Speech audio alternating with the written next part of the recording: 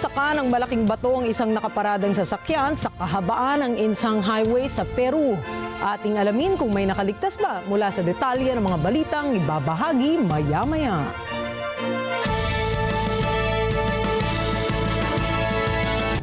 Magandang gabi, ako si Nina Richie Alagaw Flores, itong Mata ng Agila International. Para naman sa mga headlines ngayong araw ng Miyerkules. Department of Foreign Affairs pinayuhan ang mga Pilipino sa South Korea na maging kalmado sa kabila ng political tension. Barko ng China binombahan ng tubig ng barko ng Pilipinas sa Baho de Masinloc. South Korean President Yoon Suk-yeol ang nahaharap sa impeachment call. South Korean won humina kasunod ng biglaang deklarasyon ng martial law. At Amazon maglalabas ng panibagong artificial model.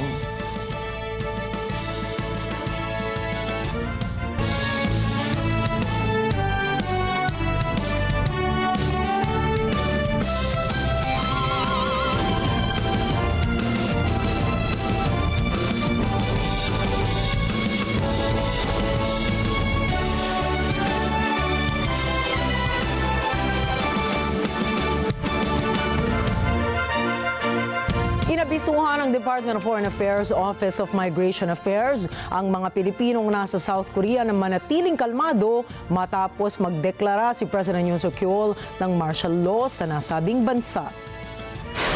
Nag-issue rin ng paalala ang Philippine Embassy sa Seoul sa mga Pilipino na naninirahan doon at mga bibisita. Pero binawi rin niyon ang pagdeklara niya ng martial law matapos na magkasundo mga mambabatas na bumoto tutol dito. Ito ang unang pagkakataon na idineklarang muli ang martial law sa South Korea mula pa noong taong 1980.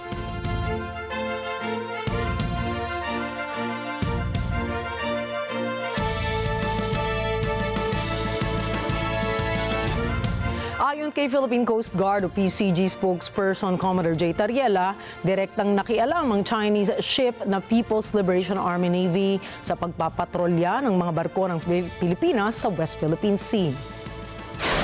Sinabi ito ni Tariela matapos makaranas ng panibagong pambubuli ang mga barko ng Philippine Coast Guard at Bureau of Fisheries and Aquatic Resources mula sa mga barko ng China.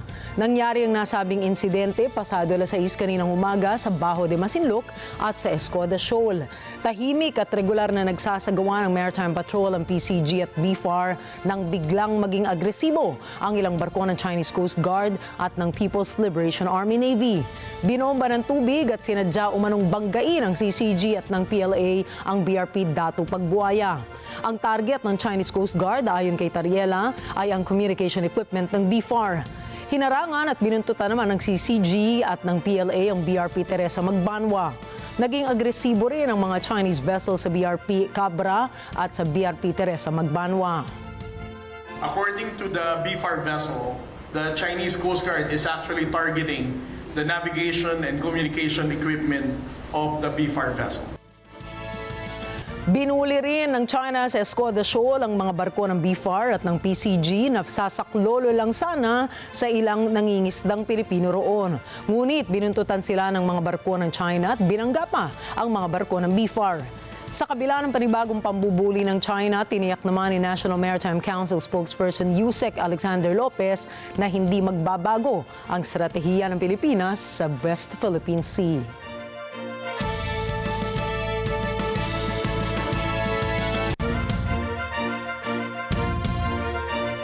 Lumapit na ang China sa United Nations para iapela na bahagi ng kanilang territorial sea ang Baho de Masinloc na nasa exclusive economic zone ng Pilipinas. Ayon sa isang local report, nagpasa ang China sa UN ng statement on the baselines of the territorial sea at isang chart. Ayon kay Geng Shuang, China's Deputy Permanent Representative to the United Nations, ang Baho de Masinloc o Huangyan daw ay bahagi raw ng territorial waters ng China. Wala pang komento ang gobyerno ng Pilipinas sa panibagong aksyon na ito. Subalit para sa mga legal experts, Pilipinas pa rin ang may karapatan sa Baho de Masinloc dahil ayon sa UNCLOS, nasa loob ito ng 200 nautical miles na siyang exclusive economic zone ng bansa.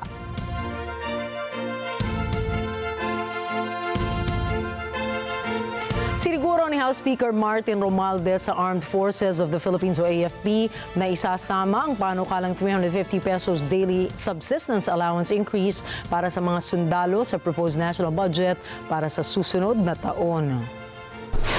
Sinabi ito ng House Speaker sa courtesy call sa kanyang tanggapan ng 17 general at senior flag officers. Nangako rin si Romualdez na magpapatuloy pa rin ang kolaborasyon ng mababang kapulungan ng Kongreso sa liderato ng AFP. Pinuri naman ng AFP Deputy Chief of Staff Lieutenant General Jimmy Larida ang pagsulong ng Kamara sa modernization programs ng AFP.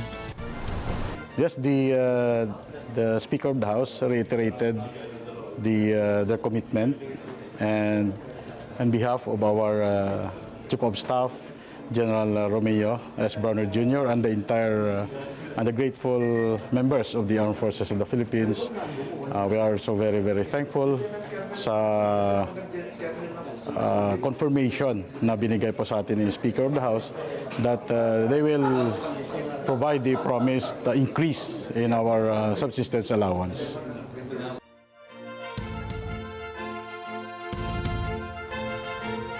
Samantala, umabot na po sa 16 na trilyong piso ang naitalang outstanding debt o utang ng pamahalaan ng Pilipinas sa pagtatapos ng buwan ng Oktubre. Ayon sa Bureau of the Treasury, mas mataas ang naitalang utang ng 8% o 0.8% kumpara sa naitala noong pagtatapos ng Setyembre na 15.893 trillion pesos balance. Mas mataas pa rin po ito kumpara sa utang noong October 2023 na 14.480 trillion pesos. Paliwanag ng mga analysts na ang pagtaas ng utang ng Pilipinas ay dahil umano sa epekto ng pagbaba ng halaga ng piso laban sa US dollars. Inaprubahan na ng Senado ang pambansang budget para sa 2025 kung saan nakalaan ang 70 bilyong piso na pondo para sa digital transformation ng TESDA. Ang Second Congressional Commission on Education ang nanguna sa pagtaguyod ng pondo para sa 3 pangunahing proyekto. Kabilang rito ang 40 milyong piso para sa pagpapakilala ng artificial intelligence sa technical vocational education and training, 20 milyon naman para sa Internet of Things o of Things training system at 10 milyon para sa pagpapaunlad ng artificial intelligence sa labor market information system. Binigyan diin ang mga senador na magagamit ang mga proyektong ito upang isulong ang makabagong teknolohiya at gawing future-proof ang sistema ng edukasyon. Inaresto ng Philippine National Police o PNP ang 3 high-value individuals at nakumpiska ang halos 80 milyong pisong halaga ng droga sa magkahiwalay na operasyon sa mga lungsod ng Caloocan at Taguig. Ayon sa Drug Enforcement Group, isang 41-year-old na lalaki ang nahuli sa buy-bus operation ng Martes sa Rizal Avenue sa Caloocan City. Nakuha mula sa sospek ang humigit kumulang 500 gramo na shabu at iba pang mga ebidensya. Samantala, iniulat ng Southern Police District na 2 high-value suspects naman ang naaresto rin sa parehong araw sa isang buy-bus operation sa Barangay Rizal sa Taguig City. Nakumpiska mula sa kanilang mahigit 600 gramo ng shabu, buy-bus money, isang cellphone at isang timbangan.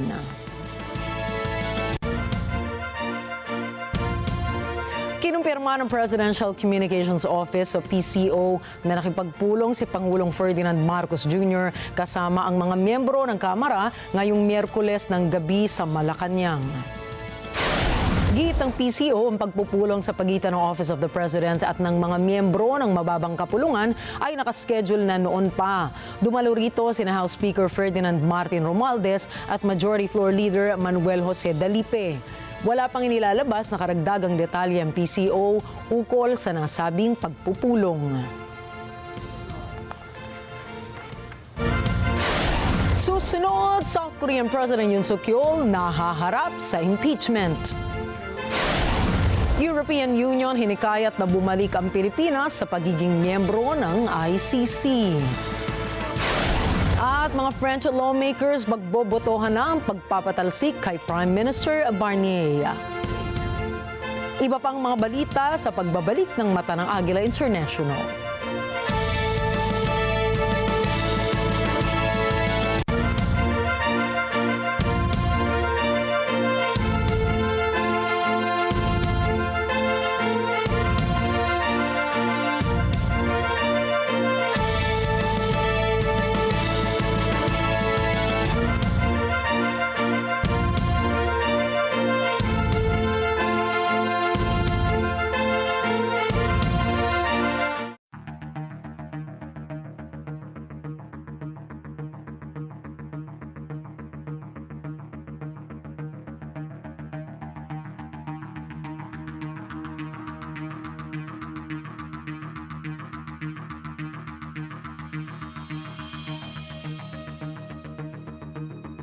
I had a previous statement before na I am against any impeachment cases. Let's say it will divide our country furthermore.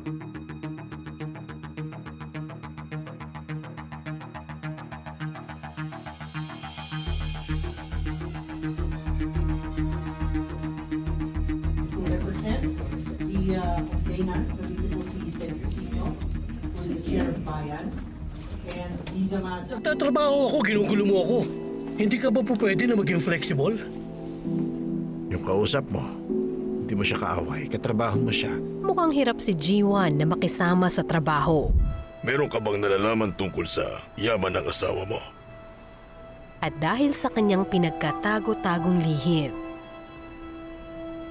Nawala daw bigla ang pera ni Sang John. Nasa akin naman lahat ng records. Kaya titingnan ko kapag nagkaroon ako ng oras. binabagabag na ba si Teso ng mabigat na pagkakasalang nagawa niya? Director Lee! House of Bluebird. Gabi-gabi, 8 p.m. Dito lang sa NET25. Let's get together sa NET25. Sa NET25. Milyong pasasalamat sa inyo mga ka-Net25 dahil umabot ng 1 milyon ang mga subscriber ng Net25 YouTube channel. Let's subscribe together here on Net25.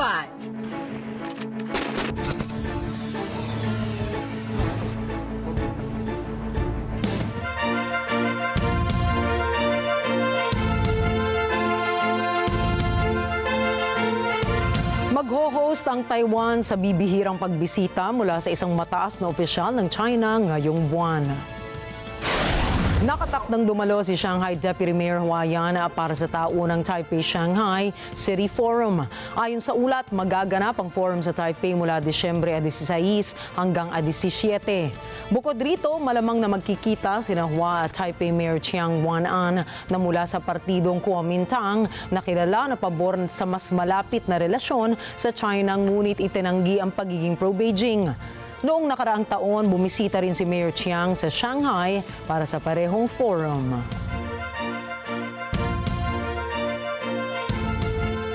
Nanawagan si Ukrainian President Volodymyr Zelensky ng reinforcement sa mga sektor sa silangang Ukraine kung saan patuloy na umuusad ang puwersa ng Russia sa nakalipas na mga buwan.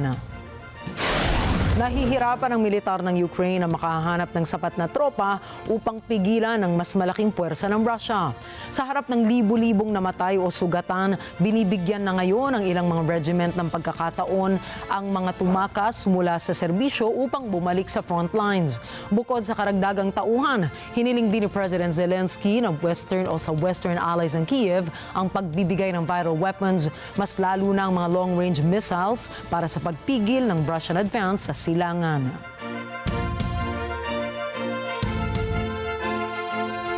Muli pong iginiit ng Russia ang kanilang posisyon na wala pa ring basihan para sa isang negotiation upang wakasan ang giyera sa Ukraine. Sa kabila nito, inanunsyo ni Federation Council Chairwoman Valentina Matvienko na posible pa ring magsimula ang mga peace talks sa darating na 2025. Subalit, nanindigan pa rin ang Kremlin na magsisimula lamang ang negotiation kung bibitiwan ng Kiev ang ambisyon nitong sumali sa NATO at iaatras ang mga tropa nito mula sa mga teritoryong kontrolado na ng Russia. Sa isang pahayag, sinabi naman ni Kremlin spokesman Dmitry Peskov na nagpapasalamat sila sa mga bansang nag-alok ng mediation. Kabilang rito ang Qatar na tumulong sa pagbabalik ng mga batang Ukrainian mula sa mga conflict zones.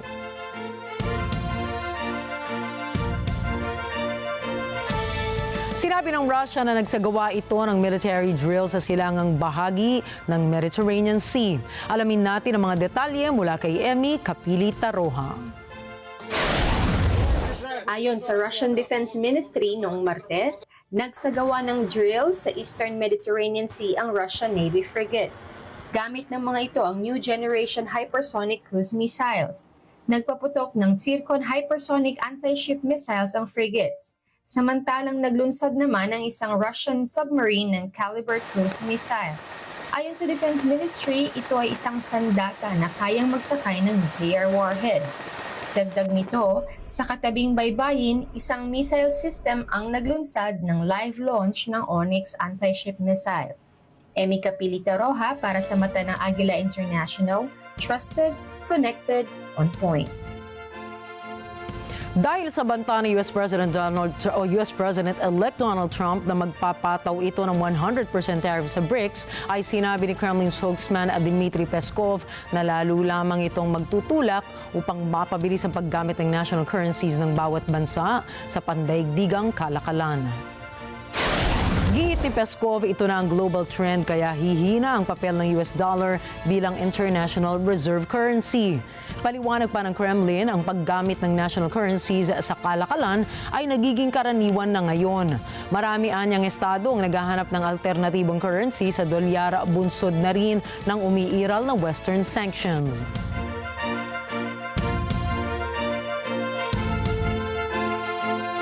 Hinikayat ng European Union ang Pilipinas na bumalik na sa pagiging miyembro ng International Criminal Court o ICC. Ayon kay Asia and the Pacific European External Action Service Managing Director Niklas Warnstrom, mas maging bahagi pa rin ng ICC ang Pilipinas upang mapagtibay ang kooperasyon sa pagitan nito at ng iba pang mga bansa. Sa katunayan, anya, nasa ilalim pa rin naman ang legal jurisdiction ng ICC ang Pilipinas sa kabila ng tuluyan itong pag-withdraw sa Rome Statute noong 2018. Paliwanag ni Warnstrom, noong sumali at naging miyembro ang Pilipinas sa statute, saklaw na ito ng legal jurisdiction ng ICC kahit pa pumili itong lumisan sa mga nakaraang taon. Ang pagbabalik ng Pilipinas anya ay bahagi lamang ng formal na pagtanggap ng bansa sa jurisdiksyon ng International Court para sa mas malawak at mas mahigpit na kooperasyon at pagtutulungan. Ang Pilipinas ay dating state party ng Rome Statute at nagsisilbing founding treaty ng ICC. The court is being threatened with draconian economic sanction from institutions of another permanent member of the Security Council as if it was a terrorist organization. These measures would rapidly undermine the court's operations in all situations and cases and jeopardize its very existence. We firmly reject any attempt to influence the independence and the impartiality of the court. We resolutely dismiss efforts to politicize our function. We have and always will comply only with the law under all circumstances. Noong 2018, nagpadala ang bansa ng notice to withdraw mula sa kasunduan na tuluyan ding naging epektibo makalipas ang isang taon. Ito ay kasabay ng mariing pagpuna noon ng international community sa war on drugs ni dating Pangulong Rodrigo Duterte. Gayunpaman, ipinagpatuloy pa rin ng ICC ang investigasyon nito sa umano'y crimes against humanity at murder charges laban dito. It's clear by any metric, by any benchmark, this assembly is at a pivotal time. We are facing unprecedented challenges.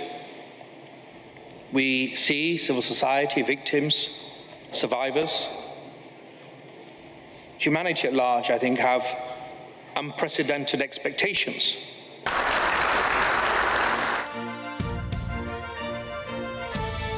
Nahaharap ngayon sa isang impeachment complaint si South Korean President Yoon Suk-yeol. Ito ay matapos magsumite ng motion to impeach ang mga opposition parties ng South Korea laban kay Yoon. Nadismaya ang oposisyon sa desisyon ni President Yoon na isailalim ang kanilang bansa sa emergency martial law. Para ma-impeach ang isang pangulo ng South Korea, kailangan ng 2/3 support mula sa parlamento, kailangan rin ng endorsement mula sa at least 6 justices ng 9-member Constitutional Court ng South Korea. Bukod sa impeachment, marami ring residente sa South Korea ang nagsasagawa ng protesta ngayon upang manawagan na bumaba na sa pwesto si President Yoon.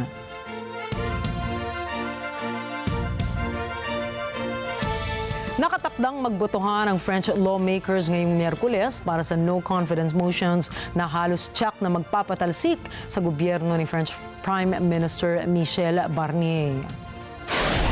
Ang administrasyon ni Prime Minister Barnier ang posibleng maging unang matatanggal sa pwesto gamit ang isang no-confidence vote sa loob ng higit 60 taon sa kasaysayan ng France. Gayunpaman, naniniwala pa rin ang French Prime Minister na malalampasan ng kanyang gobyerno ang pagsubok na ito. Sa kabila ng paniniwala ni Barnier, malinaw na inihayag ng far-right National Rally na iboboto nila kasama ang left-wing parties na patalsikin ang gobyerno. At ayon sa mga observers, ang pinagsamang boto ng left at far-right parties ay sapat na para manalo sa botohan.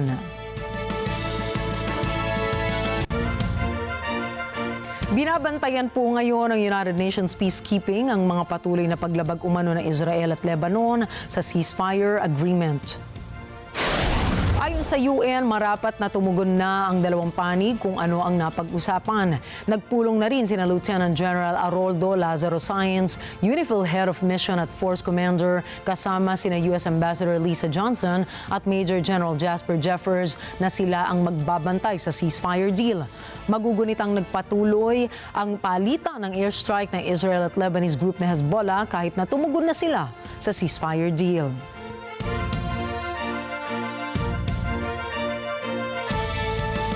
Hinimok ng Estados Unidos ang Israel na imbestigahan ang alegasyon na nakapatay ito ng aid worker sa Gaza dahil sa pambobomba sa nasabing teritoryo kamakailan. Si Rosel Feria para sa balita.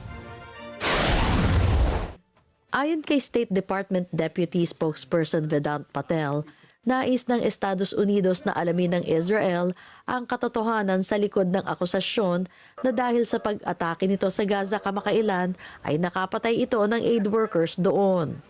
That humanitarian workers must be protected so they can safely deliver aid, whether it be in Gaza or whether it be truly anywhere in the world. And as I said, the IDF needs to provide additional information about this incident. I'm not going to draw any conclusion on it until we have seen more information and are able to gather the facts.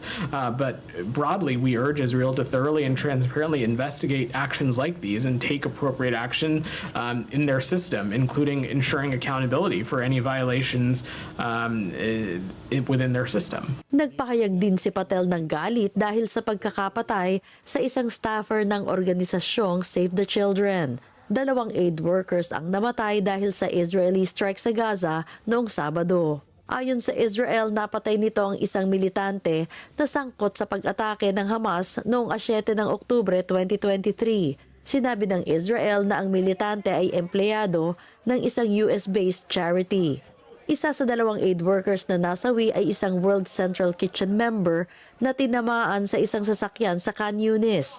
Ayon sa Israeli military, sangkot ito sa pag-atake sa kibbutz Nir Oz sa southern Israel. Samantala, sinabi naman ng International Aid Agency Save the Children na ang 39 na taong gulang na staffer na si Ahmad Faisal Islim Al-Qadi ay napatay naman sa Khan Yunis. Rosel Feria para sa Mata ng Agila International, trusted, connected, on point. Base sa obserbasyon ng Danish Refugee Council, takot at pangamba ang bumabalot sa refugee migrants sa Colombia. Ito ay dahil sa napipintong paghihigpit ng administrasyon ni President-elect Donald Trump sa pagpasok ng mga migrante sa Estados Unidos. Si Tony Rose Valenzuela para sa detalye. Sa pagbisita ni Danish Refugee Council o DRC Secretary General Charlotte Slente sa isang migrant community sa Rio Hacha, Colombia, naobserbahan nito ang kalagayan ng mga migranteng nananahan doon. Anya takot at pangamba ang mabigat na dinadala ng mga ito. I think there is, a lot of fear in the population of migrants as to what is going to happen. And we are actually advising people here in Colombia to try to integrate here, also because the routes, the migratory routes, are very dangerous. Ang Colombia ay nagsisilbing transit point para sa libo-libong migranteng patungong Estados Unidos, ibang bansa sa South America o pabalik ng Venezuela. Ayon kay Slente, anuman ang mangyari sa border ng Estados Unidos sa darating na mga buwan, handa silang sumuporta sa mga nagbabaka sakaling makatawid. What is going to happen at the border is still a little bit too early to say. We need to see what happens when the new U.S. administration is in place. But we stand ready to support. Ayon sa isang DRC report, nananatili ang Colombia bilang pangunahing bansang tumatanggap ng refugees at migrants mula sa Venezuela na halos nasa 3 milyon na. Nakapagtala rin ang bansa ng 40% pagtaas ng Venezuelan arrivals noong Agosto kumpara noong 2023. Ayon sa DRC, ito ay mula 81,600 na tumaas ng 115,000. Nagpahayag ang mga migrante ng pagkabahala sa banta ng Administrasyong Trump na hihigpitan ang seguridad sa mga border ng Estados Unidos at lilimitahan naman ang mga daan para sa asylum. Tony Rose Valenzuela para sa mata ng Agila International. Trusted, connected, on point. Nanatiling nakabantay ang Estados Unidos o ang United Nations at maging ang Estados Unidos sa mga pinakahuling kaganapan sa South Korea. I think what I can say is that we were not notified of President Yoon's announcement in advance. Ayon kay State Department Deputy Spokesperson Vedant Patel, marapat na maresolba ng mapayapa alinsunod sa batas ang anumang gusot sa South Korea. Kinumpirma rin ito na hindi na abisuhan ni South Korean President Yoon Suk-yeol ang US bago ideklara ang martial law. Sinabi naman ni US Department of Defense Press Secretary Major General Patrick Ryder na binabantayan din nila ang hakbang na maaaring gawin ng North Korea na maaaring samantalahin ang kaganapan. Paglilinaw niya, hindi apektado ng martial law ang mga sundalong nakatalaga ngayon sa South Korea. We are watching the recent developments in the ROK with grave concern. We are seeking to engage with our Republic of Korea counterparts at every level, both here in the United States and in Seoul. The Secretary has been briefed, and we are keeping him appraised of the developments as well as monitoring closely what's happening on the ground. Let me also just mention that our alliance with the Republic of Korea is ironclad, and we're fully committed to that. And ultimately here, our hope is, and every hope and expectation is, that any political disputes will be resolved peacefully and in accordance with the rule of law. Ipinagtanggol ng ilang Democrat members ang pagbibigay ni US President Joe Biden ng full and unconditional pardon sa kanyang anak na si Hunter. Ayon kay Texas Representative Henry Cuellar, karapatan ng isang pangulo na magbigay ng pardon at mayroon naman anyang mga insidente sa nakaraan na binibigyan ng isang pardon ng isang opisyal ang pamilya nito upang hindi ito makulong. Naniniwala rin si Cuellar na gaya ng ginawa ng ibang pangulo ng Estados Unidos, asahan ng magbibigay rin umano si Biden ng pardon para sa iba pang tao bago matapos ang taong 2024. Nais ng ilang mga mambabata sa Estados Unidos na magkaroon ng isang special session upang protektahan ang kanilang state laws laban kay President-elect Donald Trump. Hinimok ni California Governor Gavin Newsom ang kanyang mga kasama na aprubahan ang karagdagang pondo para sa opisina ng Attorney General. Anya, kailangan ito para paghandaan ang mga posibleng balakid sakaling umupo na sa White House si Trump. Kailangan ng $25 million na pondo ayon naman kay Democratic Assembly Member Jesse Gabriel. Gagamitin anya ito bilang pambayad sa legal fees laban sa mga posibleng pag-atake na gagawin ni Trump sa civil rights, climate change at immigration policies ng ilang estado.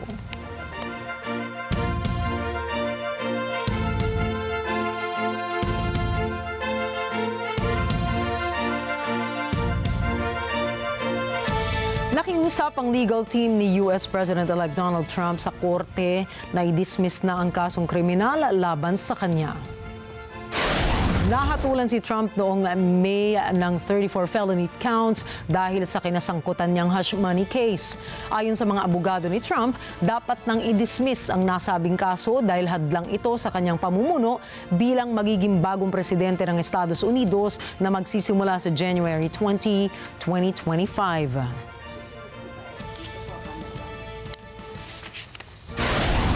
Susunod, 2 tao sa Peru patay matapos mabagsakan ng malaking bato.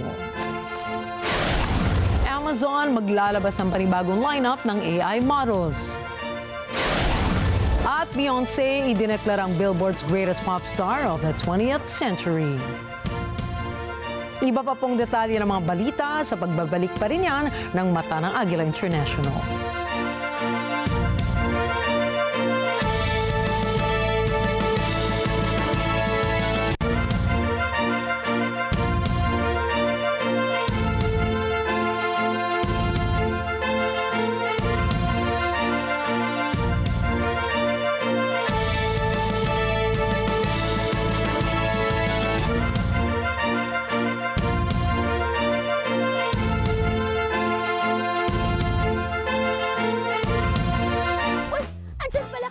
Gusto nyo bang matuto ng mga nutritional food at easy recipe? Abangan ninyo kami tuwing alas 8 hanggang alas 9 ng umaga, Saturday and Sunday. Dito lang yan sa Ito ang Tahanan.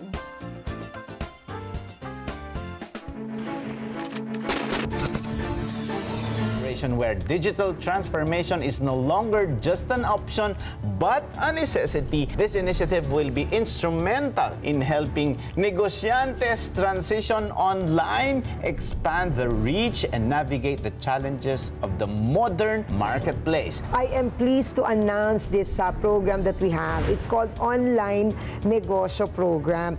Itong programa po adds a new feature which is DQ, Digital Quotient. We're able to expand their impact by helping out in our own small way in the learning modules. Online Business, an Open for Business with Cesar Vallejos. Sunday, 9 p.m. Sa NET25.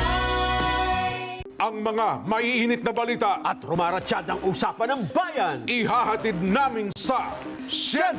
100% ang pagbabalita. 100% talakayan. Lunes hanggang Biyernes. Alas 5 hanggang alas 7 ng umaga. Live na live sa Radyo Agila 1062 Mega Manila. At sa NET25.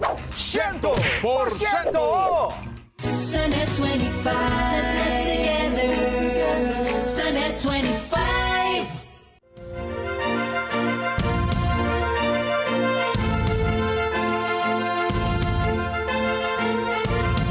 At muling nagbabalik ang Mata ng Agila International sa pagpapatuloy ng mga balita. Nasawi ang 2 katao sa Peru matapos mabagsakan ng malaking bato. Kita sa video ang ilang sandali bago bumagsak ang bato sa sasakyang nakaparada sa kahabaan ng Central Highway sa Hurochira Province. Nakaligtas naman ang driver ng sasakyan at naisugod pa sa paggamutan. Naglunsad din ang mga otoridad ng investigasyon at napag-alaman ng mga Chinese nationals ang mga biktima sa insidente. Samantala, pinaniniwala ang dahil sa malakas na buhos ng ulan sa bundok malapit sa highway kung kaya bumagsak na ang bato sa lugar.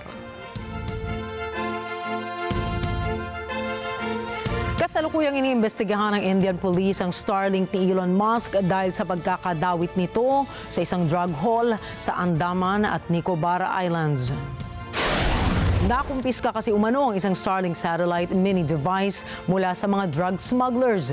Nitong linggo ay nasabat ng mga otoridad ang 6,000 kilo ng meth na nagkakahalaga ng $4.25 billion sa isang barkong mula sa Myanmar. Inaresto naman ang 6 na Myanmar nationals na lulan ng naturang barko. Nakikipag-ugnayan na rin ang mga pulis sa Starlink para matulungan silang mahuli ang mga smugglers. Isang lumiliwanag na asteroid ang namataan sa kalangitan ng Far Eastern region sa Russia. Iniulat ng Emergencies Ministry sa Yakutia na walang naitalang pinsala ang naturang asteroid sa pagbagsak nito sa lupa. Batay sa salaysay ng mga residente ng Olekminsk at Lensk districts ay nasubaybayan nila ang buntot ng asteroid na kukumpara nila ng tulad sa mayroon ng isang comet. Ayon naman sa European Space Agency, pinaniniwala ang may laki itong 70 centimeters habang ito ay nasa himpapawid pa bandang 1:15 a.m. Sa takot na muling umatake ang mga rebelde at maubusan ng kakainin, nagtiyaga at nagtiis ang mga taga-Aleppo na pumila sa mga tindahan sa Syria. Si Leo Velasco para sa balita. Matapos ang pagsugod ng mga rebelde sa Aleppo, agad na nagsara ang mga tindahan kabilang na ang mga panaderya kung kaya't nahirapan ng mga residente doon na humanap ng tinapay na ipapakain sa kani-kanilang mga pamilya. Sa isang lugar, masusumpungan ng mahahabang pila upang makabili ng flatbread o pinitpit na tinapay na pangunahing pantawid gutom ng mga taga roon. Sa isa pang kalye, pinalibutan naman ng mga residente ang isang truck ng tinapay sakaling makabili sila mula sa delivery van. خبز الفران ما في والزحمات اطلق تقول وعلى التوصيل يا ما تلحق تيجي تاخذكم تلفقوا السياره من الجمعه لهلا ما حسنا ناخذ ربطه خبز ما في خبز. نحن منطقة الأشربية كلنا جاي، كل الشباب منطقة الأشربية جاي. هنيك ما بيظل شغال. وهون زحمة هيك صرنا ساعتين واقفين على الدور. Ayon sa isang may-ari ng gasolinahan, madalang na ang bumabiyaheng pampublikong sasakyan. Samantalang ang presyo naman ng taxi ay tumaas bigla. بالنسبه لازمه المحروقات متمنى بس انه البنزين والمازوت تاع يجينا على الشتاء نحن هلا فضمن الكازيات بحلب تقريبا يعني اغلب الكازيات ما هي شغاله وشايف ازمه المواصلات شلون يعني هلا سرافيس باصات ما في يا دوب عم بتلاقي واستحكام من العالم يعني بقول لك اليوم التوصيله مثلا 20 بقول لك 50 بقول لك 70 كتكاسي عم نحكي. Ang pagsalakay ng mga rebelde sa Aleppo ang pinakamalaking opensiba sa loob ng maraming taon. Ang Aleppo ay pinakamalaking lungsod ng Syria bago ang gyerang sibil. Ang civil war sa Syria ay nagsimula noong 2011 at pumatay ng daan-daang libong tao. Milyon-milyong refugees ang lumabas ng bansa at tumawid sa iba't ibang borders para tumakas sa kaguluhan. Malakas ang kapit ni Pangulong Bashar al-Assad ng Syria dahil sa suporta ng Russia at Iran sa loob ng isang dekada na. Subalit ang suportang ito ay tila sinubok ng malaking pinsala ng Israel sa mga kaalyado ng Hezbollah ng Iran nitong nakaraang 2 buwan. Lee Velasco para sa mata ng Agila International. Trusted, connected, on point.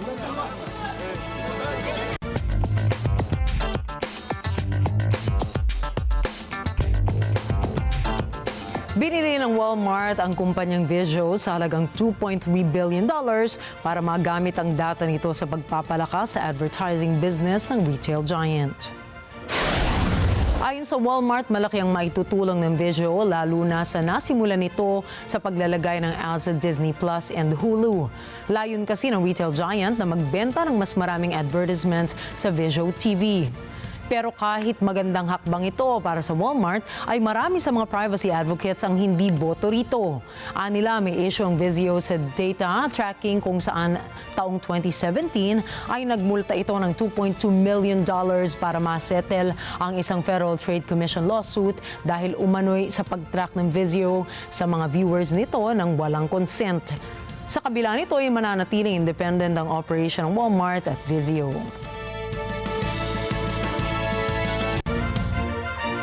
Agad na bumagsak ang South Korean won kasunod ng biglaang pagdedeklara kagabi, Disyembre 3 ng emergency martial law at tuluyan ding pagbawi matapos ang ilang oras.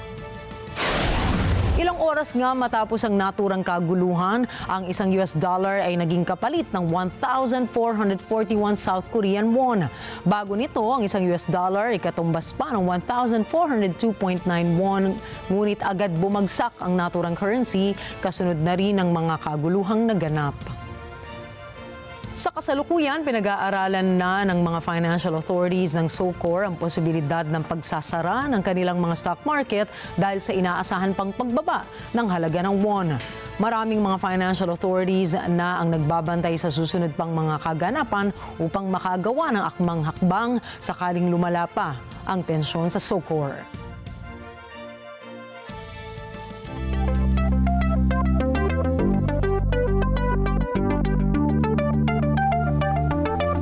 Inanunsyo na Amazon na maglalabas ito ng panibagong lineup ng kanilang Artificial Intelligence o AI models.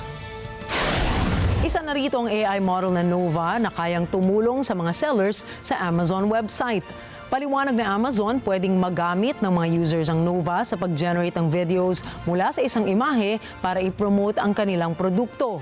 Gate ni Amazon Chief Executive Andy Jassy, malaki ang maitutulong ng AI para sa demands ng mga customer dahil sa performance and cost efficiency ng nasabing teknolohiya.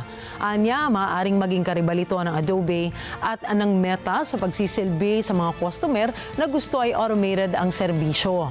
Subalit, inaasahan naman ng kumpanya ang delay sa project dahil sa accuracy at bilis ng chatbot sa APG o sa pagsagot ng mga katanungan ng mga users.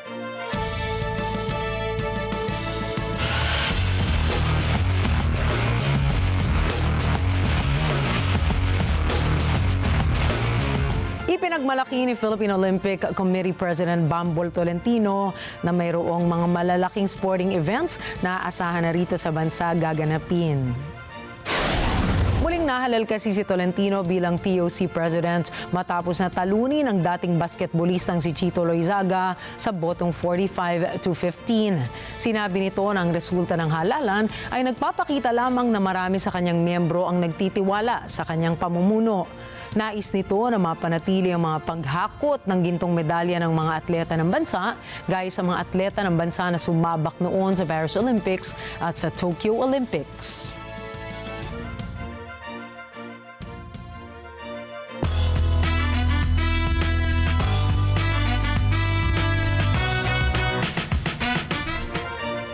Well, the votes are out and the results are in. At survey says nasa tuktok pa rin ang pop world si Queen Bee o si Queen Bey matapos pangalan ng Billboard's greatest pop star of the 21st century, si Beyonce Knowles. Matapos ang halos isang taon ng botohan ay idineklarang greatest pop star of the 21st century si Beyonce Knowles matapos ang naging impact nito sa larangan ng musika at kultura ng mga kababaihan sa huling 25 years.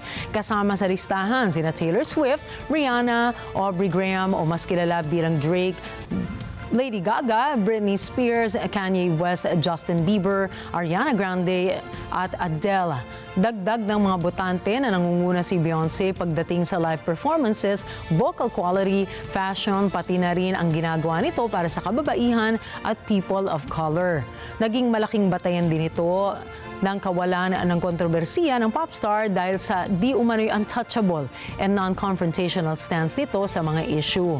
Nagtamo rin siya ng multiple #1 hits sa Billboard charts kasama ng iba't ibang grupo katulad ng Say My Name at Waterfalls noong siya'y parte pa ng Destiny's Child, Crazy in Love kasama si Jay-Z, Perfect kasama si Ed Sheeran, Savage kasama si Megan Thee Stallion, Irreplaceable, Single Ladies, Love on Top, Texas Hold'em bilang isang solo artist.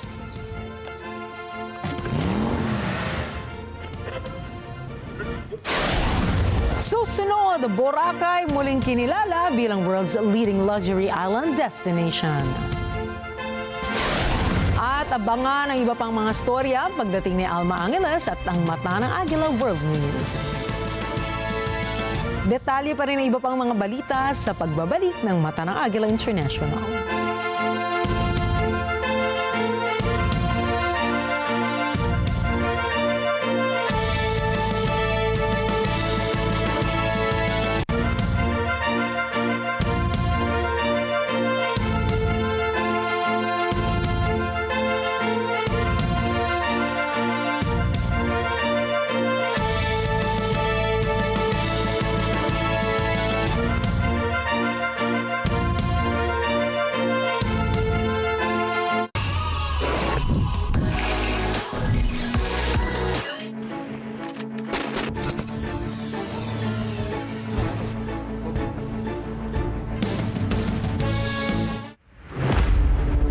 Pilipinas, isang bansang arkipelago na nahahati sa tatlong pangunahing pulo, Luzon, Visayas at Mindanao. Binubuo ng 7,641 islands na napaliligiran ng mga anyong tubig. Kinikilala sa likas nitong ganda, kamanghamanghang kultura at kaaya-ayang turismo. Nakahanda ng sumayad ang aming gulong, umaraw man o umulan, baon namin ng iisang layunin na makapaghatid ng bagong kwento habang nakasampa sa aming motorsiklo. Isasama namin kayo tuwing Sabado, 5 p.m. to 6 p.m. This is Motorcycle Republic. Let's get together sa NET25. Sa NET25.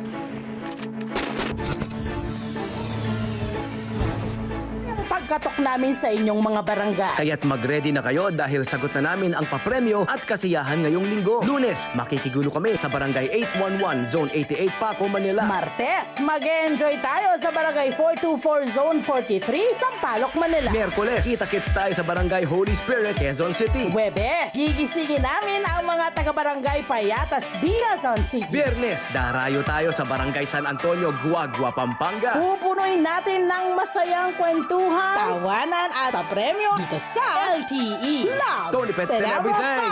Kabarangay nyo. Let's get together sa NET25. Sa NET25.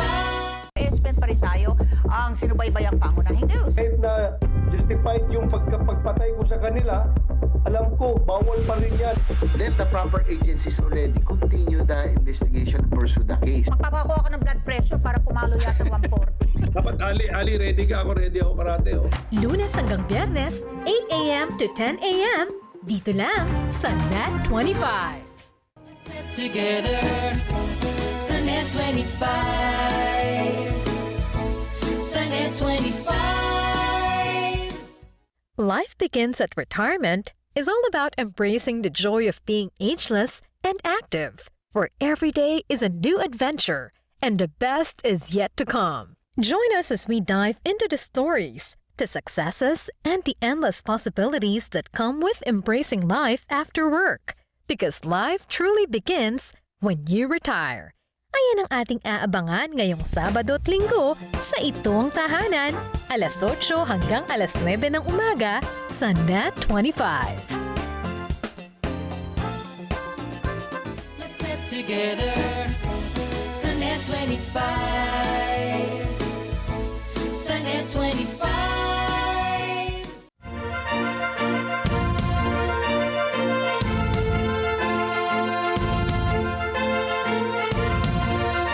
Naku, magandang balita. Ikinatuwa po ng lokal na pamahalaan ng Malay Aklan ang muling pagkilala sa isla ng Boracay bilang world's leading luxury island destination sa World Travel Awards Grand Final Gala Ceremony na ginanap kamakailan lamang sa Savoy Palace, Madeira, Portugal.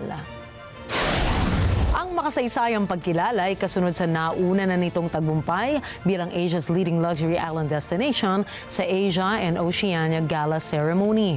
Nilampasan ng Boracay ang mga kilalang nominado gaya ng Jersey, Mustique, St. Vincent and the Grenadines at the Bahamas na lalo pang nagpatibay sa posisyon nito bilang nangungunang destinasyon para sa mga luxury travelers sa buong mundo. Samantala, positibo pa rin ang LGU na maabot ang target tourist arrival na 2.1 million bago matapos ang kasalukuyang taon.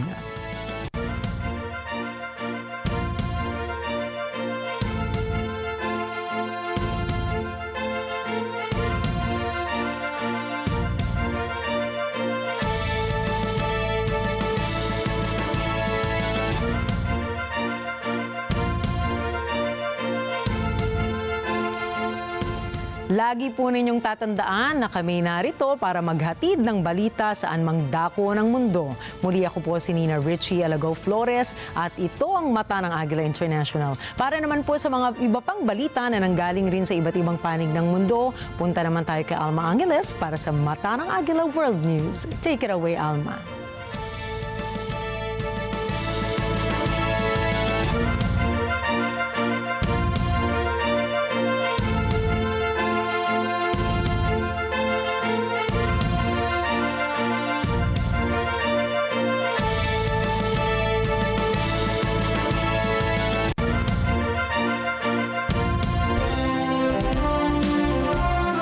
Thank you, Nina. Good evening, everyone. I'm Alma Angeles for NET25 World News. On tonight's headlines.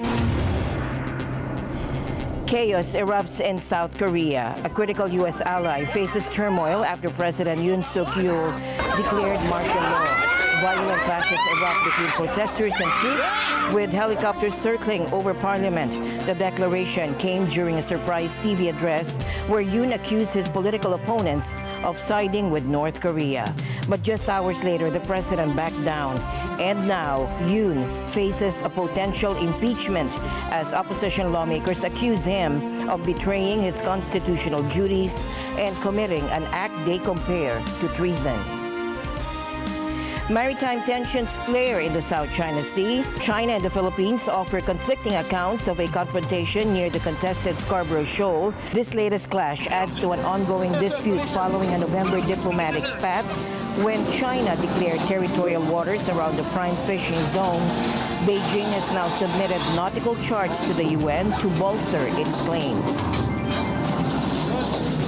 An asteroid lights up the sky over Russia's Far East. The European Space Agency reports the asteroid, measuring about 70 centimeters, was detected just 12 hours before its dazzling descent. And the news starts now.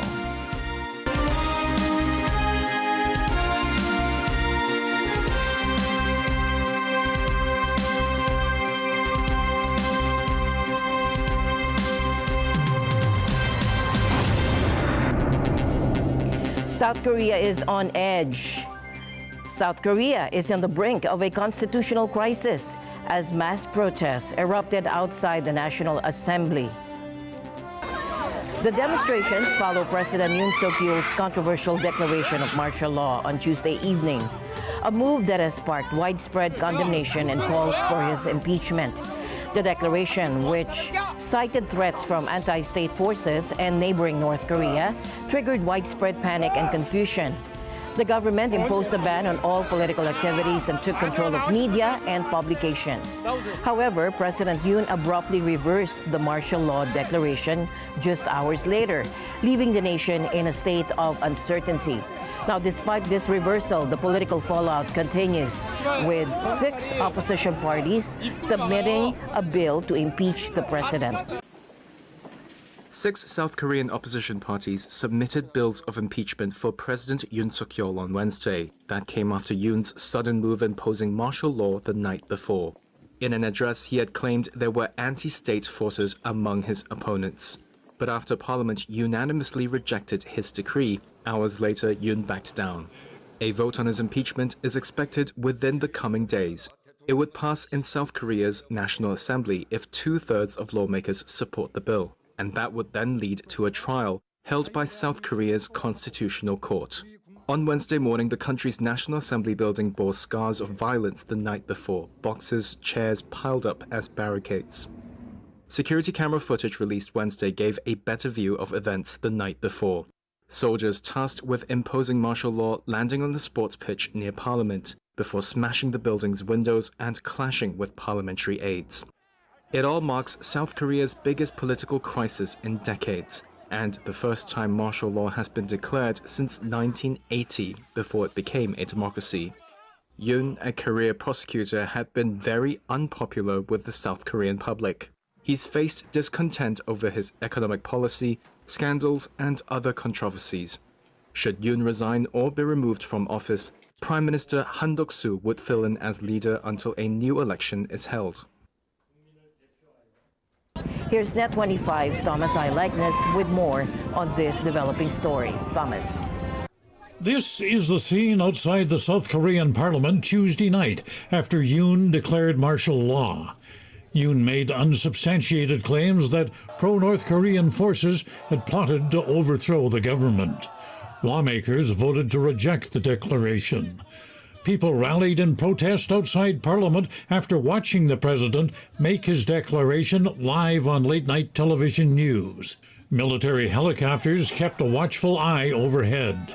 Police stood guard, preventing people from entering the parliamentary compound. On Wednesday morning, protesters from South Korea's biggest labor group rallied outside Parliament. The Korean Confederation of Trade Unions has also declared an indefinite strike until Yoon resigns. Labor has been one of the targets of the president. George Washington University political science professor Celeste Arrington calls Yoon's decision to declare martial law extreme. I think he is an inexperienced politician. He never held political office before and has shown signs over the last months of being increasingly frustrated with the political logjam that he faces domestically. So probably some level of frustration, I guess. And this won't play out well for Yoon. He barely squeaked out a victory in South Korea's tightest ever election in 2022. 2 years later, he remains unpopular.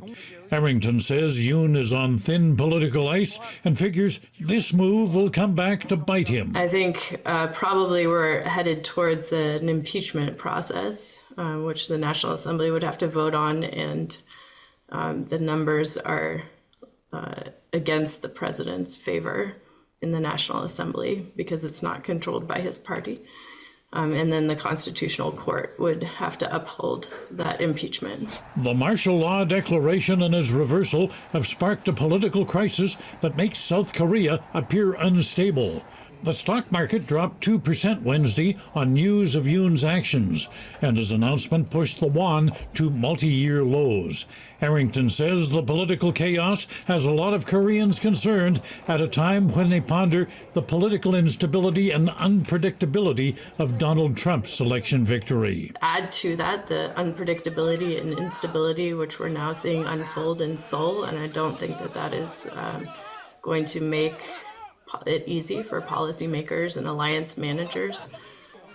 It also is now partnered with, in Tokyo, a relatively weak prime minister whose party is not in charge in the Diet. So we have now these three key allies who have forged a close trilateral cooperation over the last year and a half, facing politically uncertain times. And I think that opens the door to potential North Korean and or Chinese and Russian moves to destabilize the region. On Wednesday, South Korea's main opposition party called on Yoon to resign or face impeachment. Even if martial law is lifted, he cannot avoid treason charges. It was clearly revealed to the entire nation that President Yoon could no longer run the country normally. He should step down, resign immediately. This is the mandate of the people. For South Koreans, martial law is a touchy subject. Democracy is relatively new. It's only been around for 37 years.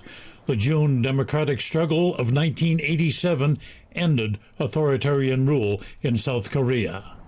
And on Wednesday, December 3rd, 2024, South Korea's parliament defeated the latest challenge to democracy and kept democratic rule alive.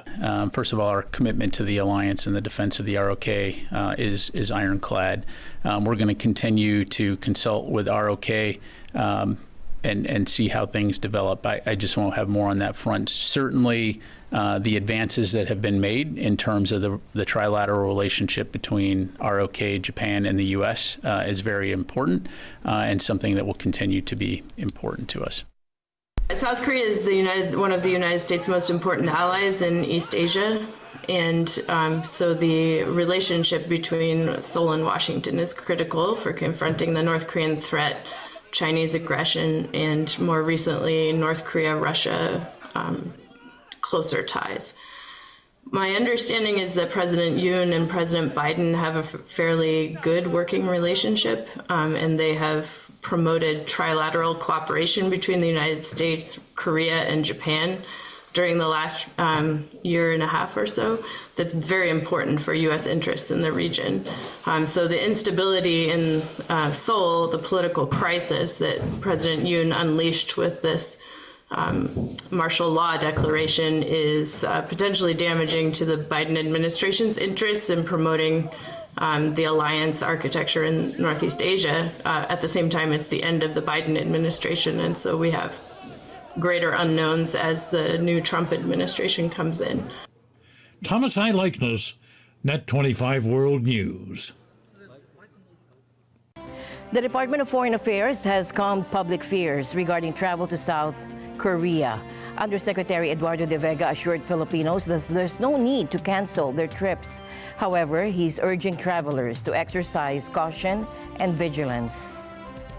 May tension kasi palaging may tension laban sa South Korea at North Korea, or minsan political tension na mga pagkakaibal na politika sa Seoul.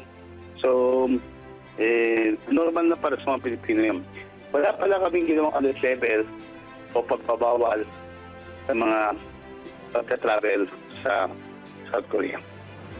Yeah, I was a little bit worried at night before flight, but when I arrived to the plane, the cabin crew who is working in Emirates, she said like there is nothing to worry. It's just like government stuff, and they make a little panic in social media.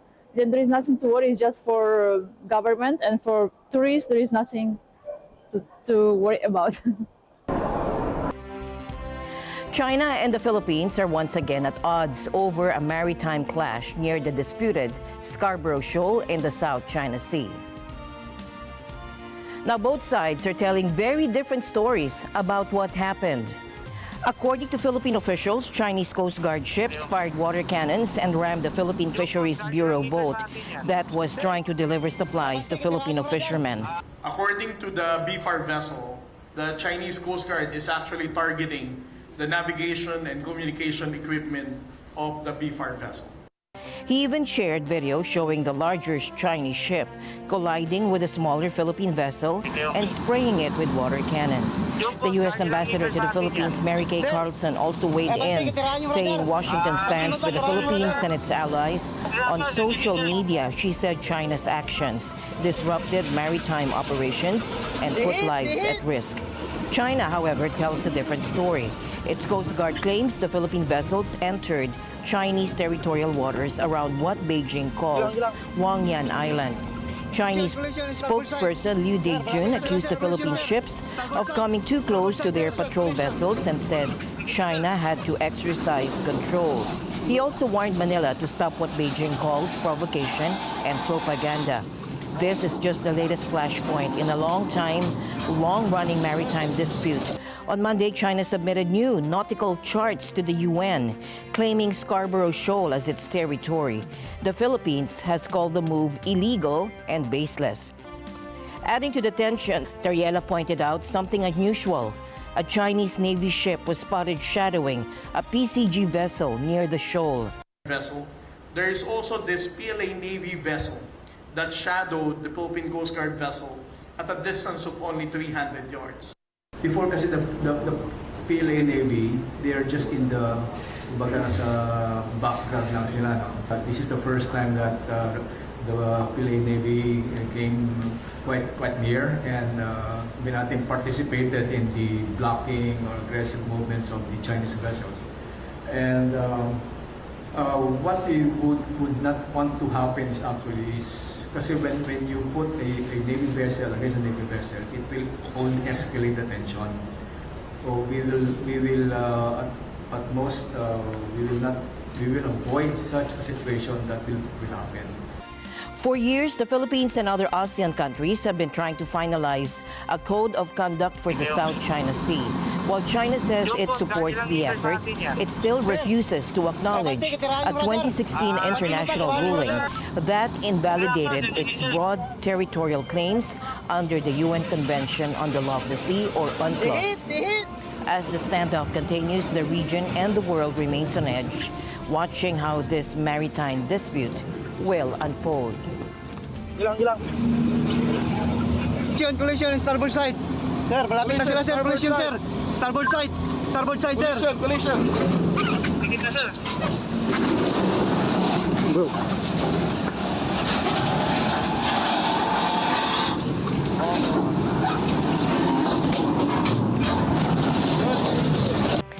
The French government teeters on the brink as Prime Minister Michel Barnier faces a no-confidence vote, just shy of completing 3 months in office.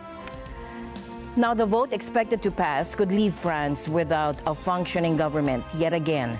The turmoil stems from Barnier's decision to push through an unpopular 2025 budget without parliamentary approval. Je crois que nous sommes parvenus désormais à un moment de vérité. I think we have finally reached the moment of truth, which puts everyone in front of their responsibilities. It's now up to you, the nation's lawmakers, to decide if our country adopts a responsible budget bill, indispensable and useful for our fellow citizens, or if we enter into unknown territory. And this move has angered opposition parties, including the National Rally, whose support is critical for Barnier's minority government. The opposition is now uniting across political lines to oust him. Take a look. Nous déposons donc une motion de censure et nous allons la voter parce que les Français en ont soupé. Voilà, ils en ont soupé d'être étrillés, ils en ont soupé d'être maltraités. Peut-être certains pensaient qu'avec Michel Barnier les choses changeraient. Eh bien, c'est encore pire que ça ne l'était. Nous ne pouvons pas laisser la situation en l'état et donc nous allons nous servir de la force que nous donne le mandat de nos 11 millions d'électeurs pour obtenir demain un budget qui les préserve, qui sauvegarde leur pouvoir d'achat, qui préserve nos entreprises et puis, encore une fois, qui s'attaque aussi au train de vie de l'État. Protests are sweeping the nation in response to the budget, which mandates shared taxis for hospital trips during emergencies, a deeply unpopular change. Thousands of taxi drivers are clogging roads with slow-moving demonstrations, causing traffic jams over 500 kilometers long. Fires and smoke bombs lit near Parliament underscore the growing unrest. Adding to the chaos, strikes are escalating. Government workers and energy sector employees are set to join the protests on Thursday, demanding higher wages and threatening to halt critical services. The political mess traces back to President Emmanuel Macron's snap elections in June, which triggered months of instability. If Barnier is ousted, France faces further gridlock, weeks of negotiations for a new prime minister, and an ever-deepening crisis as Paris prepares to host world leaders for the reopening of the Notre Dame Cathedral. Si cette motion de censure passe, si je dois quitter le pouvoir d'agir, le pouvoir d'action, si je dois laisser la place à quelqu'un d'autre, alors il faudra bien que les députés, et s'il y a des mesures, des troubles, des secousses, des turbulences, c'est possible. France's political landscape is on fire both figuratively and literally, and the uncertainty shows no signs of letting up. Elon Musk's 2023 was a year of highs and lows. Now, while Tesla soared and SpaceX continued to make strides, a significant setback emerged. The legal battle over his $56 billion compensation package. Take a look. This pay package was approved back in 2018, but a court blocked it in January. The case went back to Tesla shareholders who approved it again, but the court has blocked it once more. Why is the court turning down Elon Musk's $56 billion payout? And why is he even getting that much in the first place? Back in 2017, Elon Musk was running Tesla, but there were questions about whether he'd be leading the company in the future. So Tesla made him a deal that he couldn't refuse, a pay package linked to stock options, and he'd get more stock every time Tesla hit certain goals. Tesla shareholders approved this package in 2018 with 73% support. The goals were ambitious. Musk had to grow Tesla massively to get his pay. Now, some thought it was a long shot, but Musk hit every single target. When Tesla was worth $54 billion in 2018, Musk grew it to $650 billion, and that means a huge payout. But in January, a Delaware judge shut it down. The judge said Musk was too close to the board and the deal didn't protect shareholder interests. But Tesla didn't back down. In June, shareholders voted again, and 75% approved the package. Musk was happy about the support, but that happiness didn't last. The court rejected it again, saying the board was too influenced by Musk. Now, the pay package is worth $101 billion, thanks to Tesla's stock price. Tesla thinks Musk deserves this money, saying it will keep him focused on the company. After all, Musk has 6 companies, including SpaceX and Neuralink, and he's set to play a big role in the Trump administration. Tesla believes this pay package will keep him engaged in Tesla's future. So what's next for Tesla? Eric Talley, professor of law at Columbia University, suggests an appeal to the Delaware Supreme Court might be one option. Well, the options are, I guess, multifold. One possibility, obviously, is just to go ahead and appeal this case to the Delaware Supreme Court and try to get a reversal either of the January 2024 holding or possibly a component of this one. And Tesla said, and Mr. Musk has sort of agreed that that's certainly an open avenue. So Tesla could look to approve a new pay package under Texas law instead of Delaware law. And this would involve a retroactive compensation package that might be more favorable for Musk. But it could be less advantageous from a tax perspective. Another approach that they might have is, now that they're a Texas corporation, is just to re-up the same incentive package in a retrospective way. Just say, hey, shareholders, we're now reaching out to you as shareholders of a Texas corporation. We want you to approve a brand new retroactive compensation package for Mr. Musk. It's going to be less attractive from the company's perspective for tax treatment, but it would be something that would now fall under Texas law and not Delaware law. We don't know an awful lot about how Texas law treats these things. That's one of the reasons why Delaware is so popular, is that the popularity feeds on itself, and we know an awful lot about how these things work in Delaware. We don't know as much in Texas, but a lot of people sort of feel like Mr. Musk may get a more favorable predisposition of that court. There's also a debate about whether corporate law should be federalized. Eric Talley believes this idea could be revisited, particularly if Elon Musk gets involved in a proposed shift in government efficiency, which could impact state corporate law. The other thing that is probably worth watching here is that there's been a long-standing debate about whether corporate law should just be federalized, right? Whether you should just basically pull everything up into the federal government. That was, has been pretty much beaten back over the years.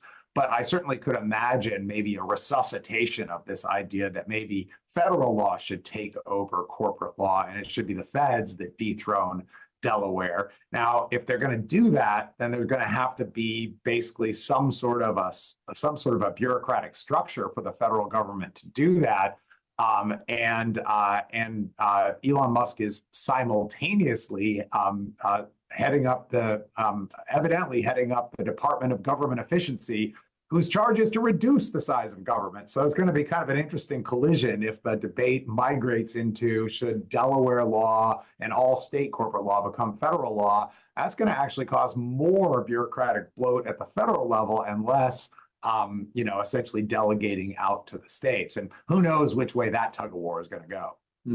So is Elon Musk worth this money? Some say yes, he's irreplaceable.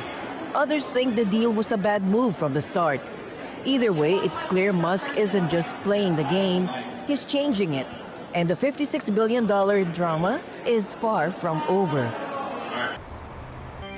In a chilling echo of Cold War tactics, the Baltic Sea has become a hotspot for suspected sabotage.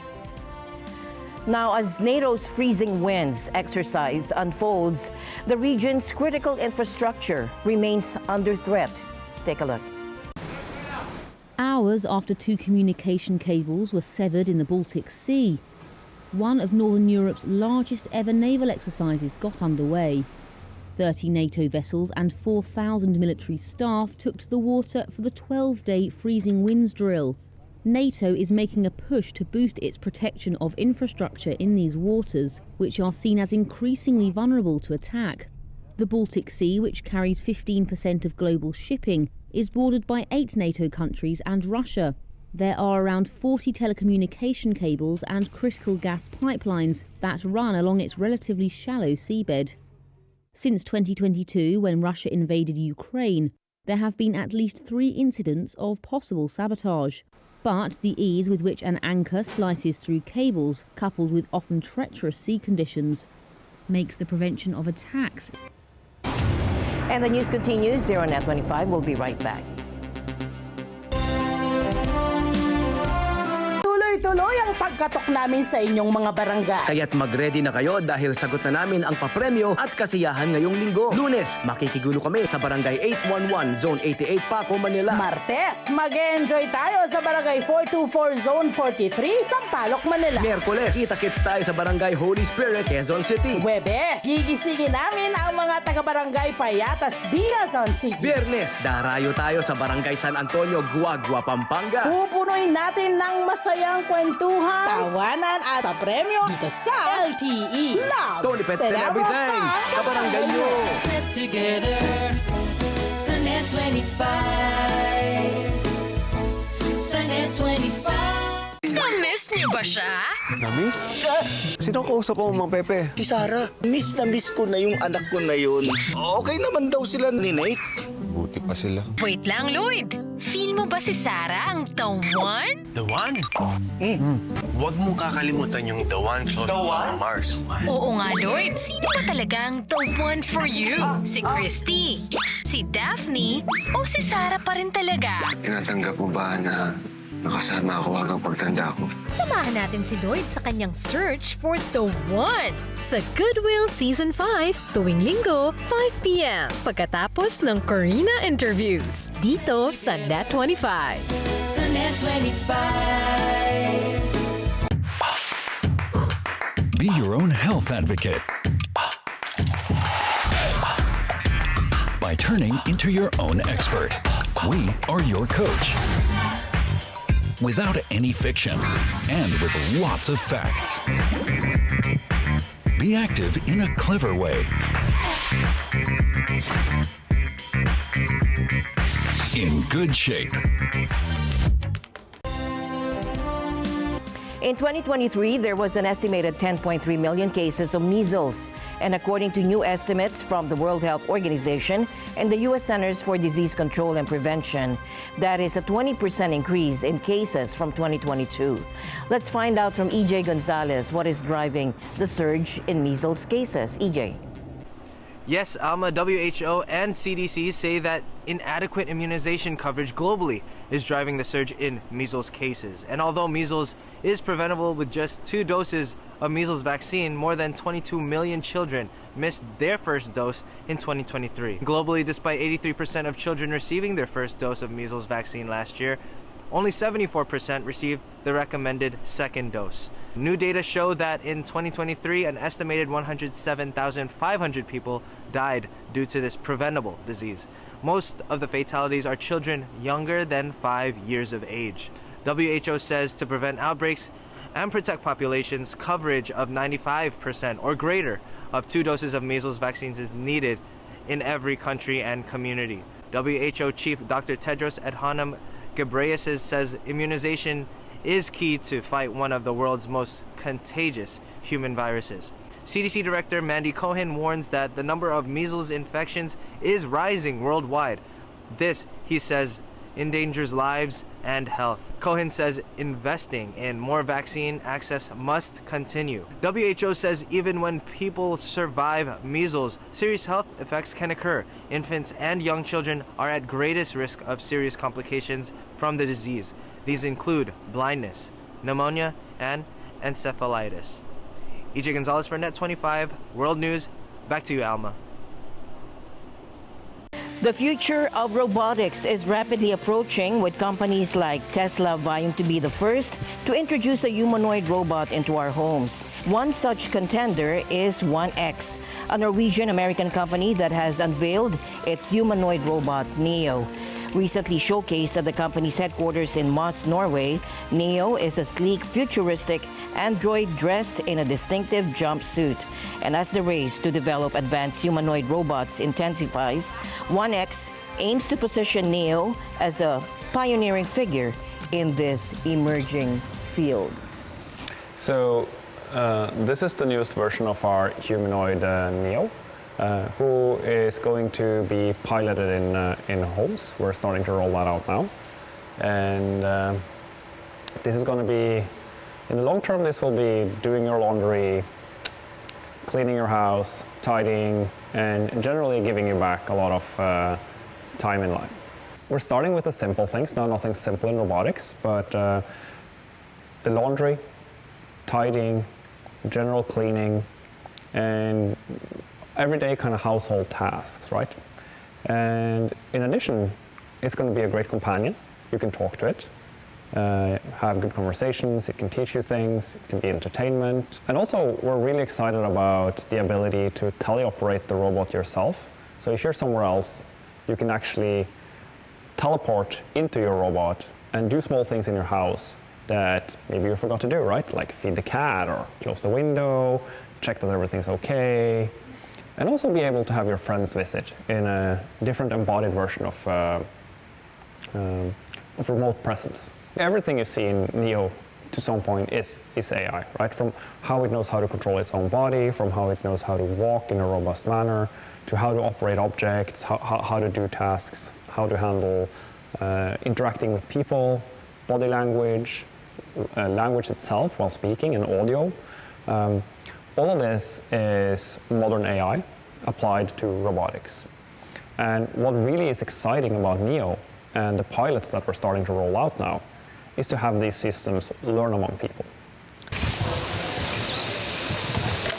I actually had one of the previous version humanoids that we make, the Eve robot, at home for quite a while to test out how it is to live with a robot as part of the family and to help doing all of these daily chores around the house and everything from conversations to actual laundry and tidying and everything in between, right? And at that point I would have said that, like, this is really useful. I don't want to give it back, but I wouldn't pay for it yet. And that's it for tonight's broadcast. For everyone here on NET25, I'm Alma Angeles. Thank you for joining us. Good night.